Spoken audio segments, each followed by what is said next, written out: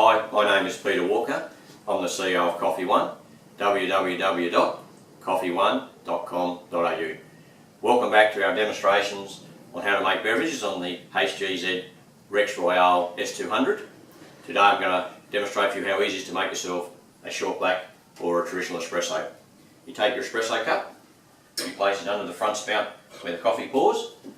You go to your touchscreen, select espresso.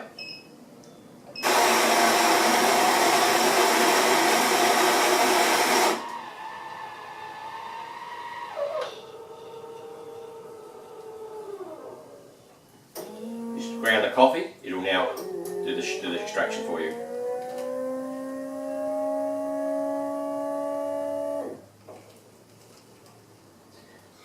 One fantastic espresso coffee.